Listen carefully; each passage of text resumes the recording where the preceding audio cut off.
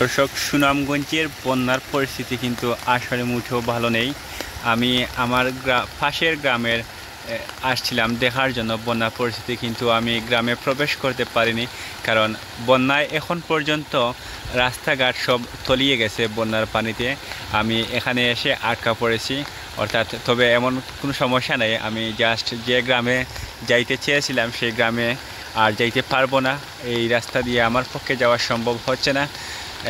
এখানে দেখতে পাচ্ছি একজন মুরব্বী আঙ্কেল যাইতেছেন, উনি অনেক কষ্ট করে যাইতেছেন। সামনে কিন্তু অনেক বড়, অনেক বেশি পানি, অনেক স্রোত বেশি পানির। এই হচ্ছে এই দক্ষিণ সুনামগঞ্জের পিটাকই গ্রামের অবস্থা। এই পিটাকই গ্রামের রাস্তার উপর দিয়ে এইভাবেই পানি যাইতেছে। এখন পর্যন্ত আমাদের এই এলাকায় বা আশেপাশের যে এলাকাটুকু আছে, এখানে কিন্তু এই পাহাড়ি যে ডল আছে এগুলো এখনও আসে নাই। যখন আসবে তখন এই আমাদের এলাকার অবস্থা কীরকম হবে সেটা একটু চিন্তা করেন। এই অবস্থাতেই যদি রাস্তাঘাট এবং বাড়িঘরের অবস্থা এরকম হয়, তাহলে যখন পাহাড়ি ডলের পানিটুকু আসবে তখন কি হবে?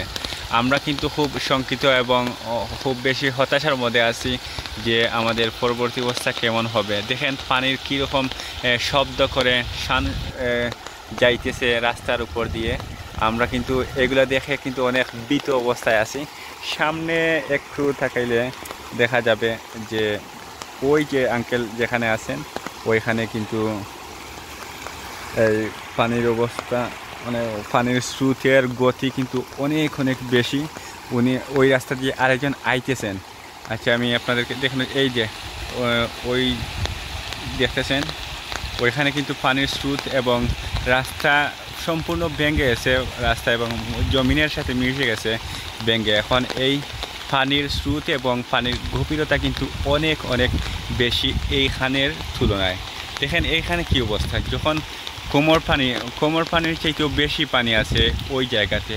ওই আঙ্কেল কীভাবে যাবে আমি একটু দেখাচ্ছি আপনাদেরকে। দেখুন কত কষ্টকর এবং খুব ভয়ানক একটি পরিস্থিতি যেখানে দিয়ে একজন আঙ্কেল যাইতেছেন। ওই পাশ থেকে আরেকজন ইয়ং ভাই আসতেছেন। দেখা যাক, উনি আসার পর ওনার সাথে একটু কথা বলবো, দেখবো অবস্থা কীরকম। আর আঙ্কেল মনে মনে ভয় পাচ্ছেন কীভাবে যাইবেন সেটুকু দেখব।